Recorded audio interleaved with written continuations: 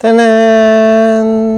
Here's our bladeless fan with air purifier. Yun, tumunog siya. If narinig yung tunog. Then we have the remote control. Ito siya. So we're going to on. Yun. Ito pala guys yung indicator ng air purifier. Yan. Naka-on na siya, 3. Ano yung 3? Up to 10 speed. So, we're going to increase the speed. Tingnan natin kung 10 speed. 10 speed. Very good. Yan, 10 speed. Hello, my amigos. In today's video, we're going to unbox a product from Midea. No further ado, let's get into the unboxing. So guys, we're here for another appliance unboxing, which is another item na unbox natin, which is the tower fan. This is kind of different tower fan. It's a bladeless fan. Plus, meron siyang air purifier.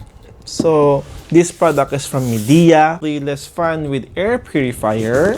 And then, yung code niya is the MAM060CPC-PW.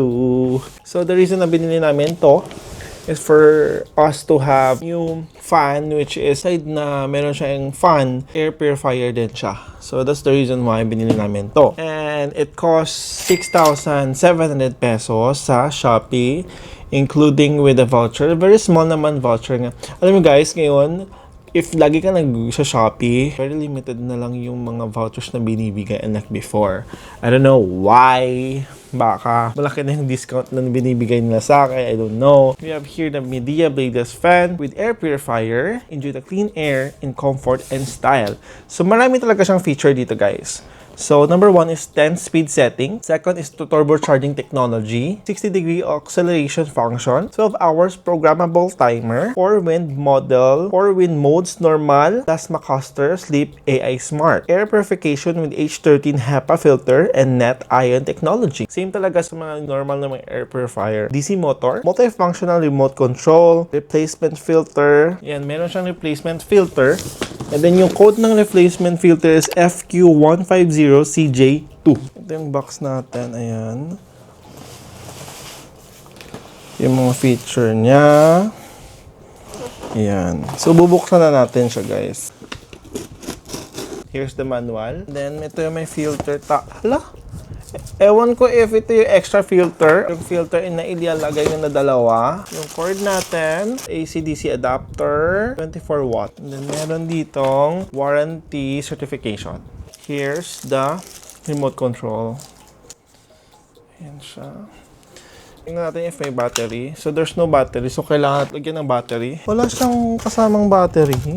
You need to put AAA battery, guys. On and off. Left and right. Plus, minus, timer, and then man. I-compare ko lang, guys, sa Asahi. Ito yun. Ayan siya. Ito siya.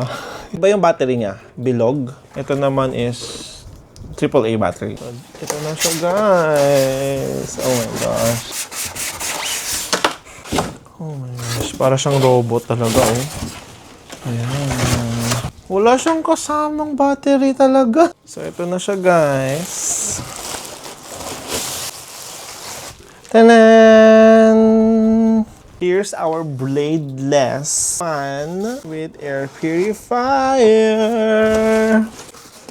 Tama naman yung pag-open natin, guys. Ayan siya. Wala na siyang laman. Enjoy clean air and comfortable in style. Real-time air purification purifies the air with H13 HEPA filter and negative ion. Sleek and style design seamlessly fits into any home space. 10-speed setting made inflexible for your cooling needs. Here's a Midea bladeless fan with air purifier. Ayan siya. Ito yung remote control area. Ayan siya. Kunin natin to. Dito na natin ilalagay yung remote control. Ayan. Ito naman sa likod. Ayan siya. Isasakta natin yung bladeless fan natin. Dalawa yung binigay. na filter. Kasi I assume dito sa kabila, ito din sa kabila, feeling ko kukunin natin to dito. So nasaksak na natin guys. Pero di pa natin napaplug sa power. So meron tayo ditong AAA battery. Ito may nakalagay na open. May nakasabing open. Ayan siya. Ayan. So, parang ilalagay talaga natin yung filter. Ayan. So, wala pa siyang laman. So, yung instruction dito, kukunin ito kasi ilalagay natin yung filter. Ayan. Nakalagay din dito guys kung saan yung front. Do not wash with water daw, sabi. So, dalawa talaga yung filter. So, kunin natin to.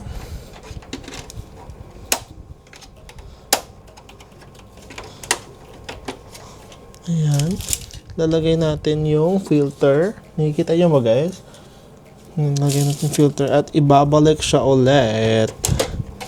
Ayan. Yan yung filter. And then, ibabalik natin to.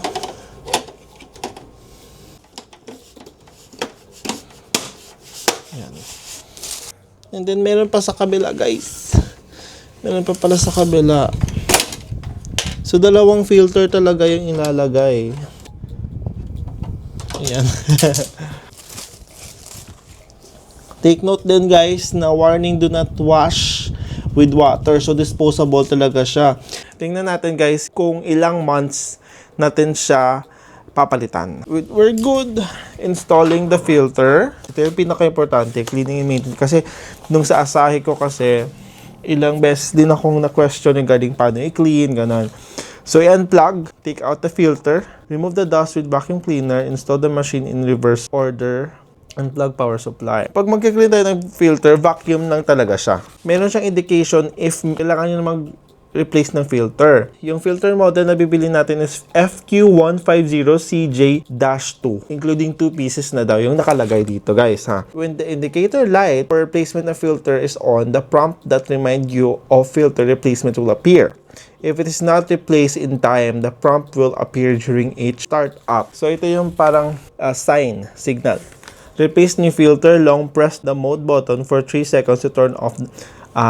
Mag-turn off din naman talaga siya if napalitan mo na yung filter. Walang sinabi sa manual kung ilan yung expected. Masasabi ko siguro pag depende sa use, and then depende sa filtration ng pag-absorb ng filter within the area. Yun, pag marami siyang alikabok, dun siya magre-react. And ayun na guys. So depende talaga. Magsasabi din siya. Sisignal din siya if kailangan siya i-clean or kailangan siya i-replace. Cleaning depende sa iyo if feeling mo na kailangan na siyang i-cleaning. Kasi yung air purifier ko kasi depende talaga. Meron replacement and then meron time na kailangan mo talaga siyang i-cleaning. So now guys, we're going to plug in yung fan natin. Going to plug in. Ayan. Yun, tumunog siya. If narinig yung tunog. Then we have the remote control. Ito siya. So, we're going to on. Yun. Ito pala guys yung indicator ng air purifier. Yan. Naka-on na siya. 3. Ano yung 3? Up to 10 speed. So, we're going to increase the speed. Tingnan natin kung 10 speed. 10 speed. Very good. Yan. 10 speed. Patayin muna natin yung Asahi natin. Diba? So, we're going to swivel. Yung, diba? The coolest of the coolest.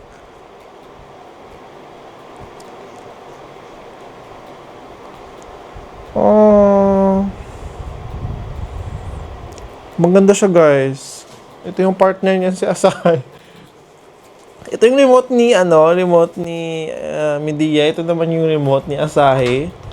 Ayan guys. And also, meron akong unboxing videos ni Asahi Inverter Tower Fan 007. So, tignan niya. You can watch that video as well, guys. Pag nakasabi ka dito, wala na siya. Nag-stop na siya ng indication. Pero gusto ko sanang meron. Ayan. Gusto ko makikita. Ano to? M. Ano ibig sabihin ng M? Guys, meron pala siyang AI smart wind mode. The indicator light AI is on. The wind power is automatically adjusted according to changes in ambience temperature. So guys, pag nagsiset ka, nawawala yung numbers. Switch the wind type. Ayun, ayan, parang number 1, parang sleep mode.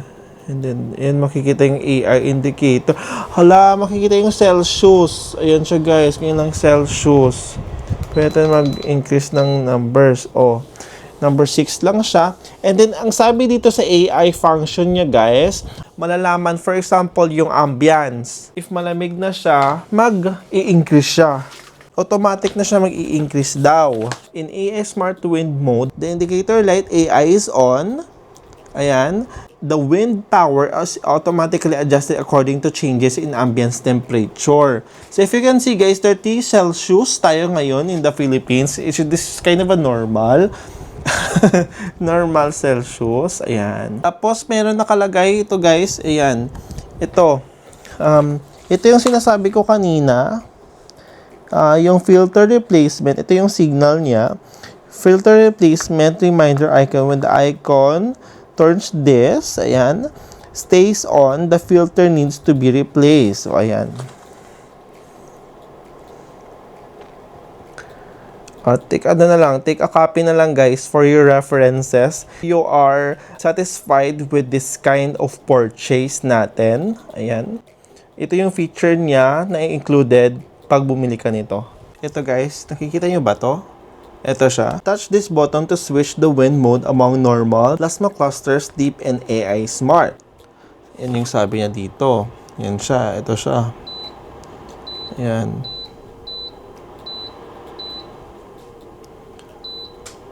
AI. Same lang din dito guys. Ito siya. Ito siyang M. Ayan. Bale, this is the normal. That's the normal plasma cluster. This is the plasma cluster. Ito yung sleep and AR smart. Yan siya. And then, if mag-ano na siya guys, for example, filter replacement na siya. So, when the filter replacement reminder light's on, press and hold this button to turn off the remind light. Yun lang guys. So is the wind speed 7, 8, 9, 10. Ayan. That's the wind speed. I'm going to show you another. Ito siya guys. This indicator light is on in ion wind mode. In this mode, plasma clusters turn on and level 1 to 10 wind has plasma cluster. Kailangan natin on to lagi siguro guys for the plasma cluster. Ito ba plasma cluster? I-research nyo na lang. I-research nyo na lang. Parang ano siya, para siguro dito sa ano natin, sa air purifier natin, alam nyo, maganda talaga siya, Especially may dogs kami dito. Maganda siya kasi nasa ilalim na talaga yung ano natin. Yan. Diba? Very good deal na sila guys. Promise, bumili na kayo. Midea, baka naman. Dito sponsor. It's a good deal for me. Kasi bibili ka na ito, it's worth 6,000 pesos. I'm going to show you guys something. So, we have our tower fan.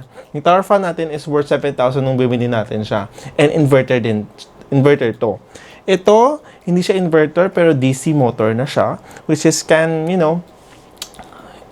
pagka itindi ko sa Google is, siya parang sufficient din siya or efficient when it comes to power supplying. And the thing is, this cost 7,000 and this cost 6,700 pesos, but we have the air purifier. Ito yung air purifier natin from Philips. Ayan. Ito siya. I have also an unboxing video with our Philips air purifier and this costs 10,000 pesos guys. So, parang good deal for us to have a tower fan, which is bladeless fan, by the way, with an air purifier. And it's from Midea. Midea is a brand for people looking for a budget-friendly item and multi-function talaga siya. Therefore, I conclude, I can say this Midea tower fan is, siguro, I can say 9 out of 10. Kulang na lang kung naging inverter pa to siya, right? Kung naging inverter pa to siya. And 35 watt to guys. Ito yung 35 watt yung bladeless fan natin. So guys, that's all for today's video. I hope na nagustuhan nyo pag-unboxing natin ng Midea bladeless fan with air purifier. And it's cost 6,700 pesos. Depende naman sa pagbili ninyo if bababa siya or tataas siya. But dyan yung ranging niya from 6,000 to 7,000 pesos. And that's all for today's video, guys. Thank you very much for watching and see you on my next unboxing. And just Mimix. Peace out. Bye!